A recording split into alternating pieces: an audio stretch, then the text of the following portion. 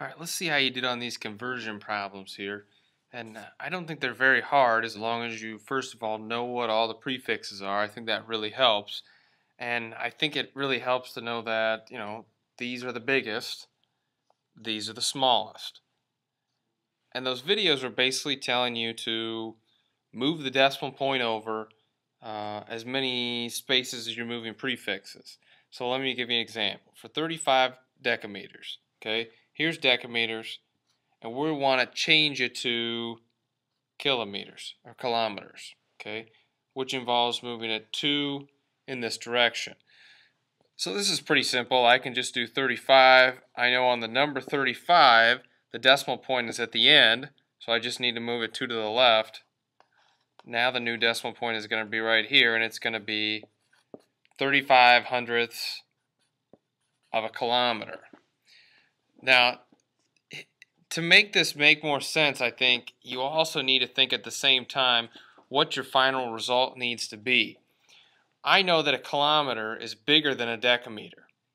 So if we only have 35 decameters, we're not even going to be able to make an entire full kilometer. So it makes sense that my answer is not going to be one whole or bigger than a whole, because I know that 35 decameters is not even going to equal 1 kilometer. Okay?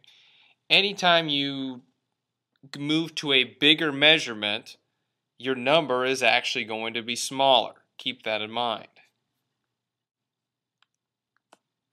All right, here we're going 450 centigrams, okay? Grams meaning mass or weight. So here's where we're at right now. We're at 450 of these right here, okay? And we're trying to get eventually over to decagrams, which would be over here. Again, on this one, our unit of measurement is getting larger. We're moving to the decagram, so our unit of measure is larger. Now, if you look at our number and what that actually reflects, the more we go this way, the smaller this number is actually going to be, because we can't fit as many. Our decagram is bigger than a centigram, so our number is going to be smaller. So if we think about this the same way, I just moved this over 1 spot, 2 spots, 3 spots. I'm going to do the same thing here. I take my 450, and I'm going to move the decimal point to, it starts right here. It's always right here if it's not there. Move it over 3 spots, and it's 450 thousandths of a decagram. So not an entire full decagram, but 450 thousandths. It's almost half. If this was 0.5, it would be half, but it's not quite half of a decagram. Okay. All right, now we're going the opposite direction. We're going from a bigger unit of measure to a smaller one. So we're going from hectoliters, which is a unit of liquid, down all the way to our bottom one here. Now, just so you know, there's more down here, and there's more up here. There's more prefixes, but these are just kind of the common ones that people use. There's a lot of them down here. You may have heard of like nano as a prefix. That would be down in that direction. There's a lot down there, but these are basically the ones we deal with here. So if you think about this, a bigger unit of measure into a smaller one, our number here is actually going to get a lot bigger, because you can fit a lot more little ones into a big one here. So I can use my pattern that I've been talking about. 1, 2, 3, 4, 5. I had to move that to 5 different measurements down. Okay, 3, 4, 5 to end up where I want to go. So my number is going to be pretty big at the end. Let's see. If I started with 6,200 hectoliters, my decimal point is right there at the end. It's always at the end if it's not there. I have to move it over 5 spots. Moving over 5 spots, this is like timesing 10. This is like timesing 10. So is this. So is this. And so is this. So altogether, it's like timesing, let's see, 100, 1,000, 10,000, 100,000 is basically what we're going to be timesing by this. We move it over 5 spots. So I can go 1, 2, 3, 4, 5. Now I just need to fill in my zeros. I can get rid of those lines there. And this is my new number, and my label is milliliters. Okay, so I've got, let's see, what do we even have here? I'll put my commas in here. 620 million milliliters are in 6,200 hectoliters. Again, here we're going from big unit of measurement down to smaller unit of measurement here. Okay, so to do that, we would have to do times 10 times 100 times 1,000 times 10,000, which is the same thing as moving 4 spots to the right.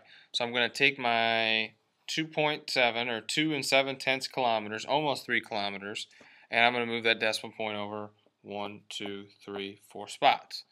I can't just put 4 zeros at the end because our decimal point's not at the end. I can move it 1 spot, and then I could know that I have 3 zeros to put on because I'd have 3 more spots. But if I actually just do it, 1, 2, 3, here's where my 3 zeros would be at. My comma in there, and I can clean this up.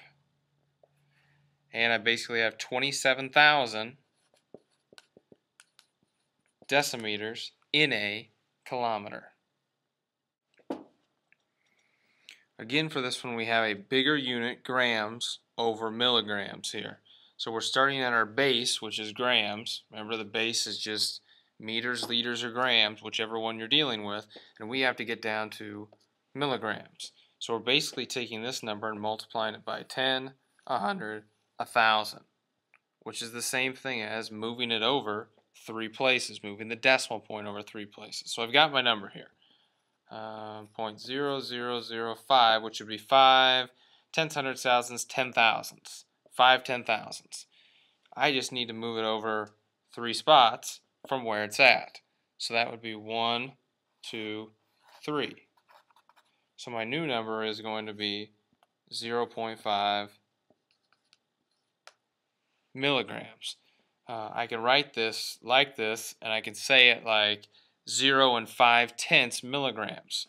And if you know anything about 5/10 or this 0.5, that's also half. So basically, if we have this many grams, that's basically half of a milligram.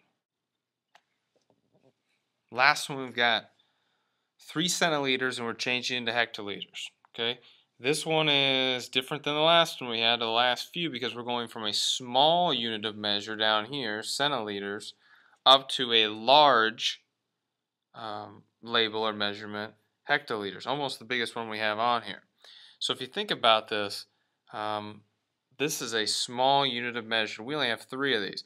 We're not even going to come close to making a full hectoliter. So our answer is going to be a decimal.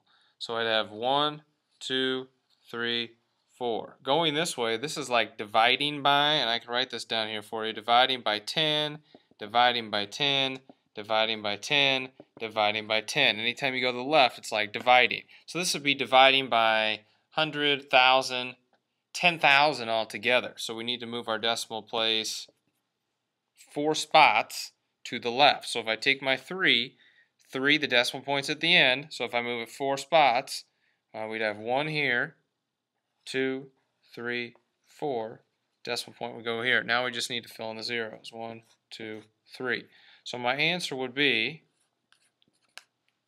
3 centiliters equals, let's see, that would be 3 tenths, hundredths, thousandths, 10,000ths. 3 10,000ths of a hectoliter. So not even close to a full hectoliter.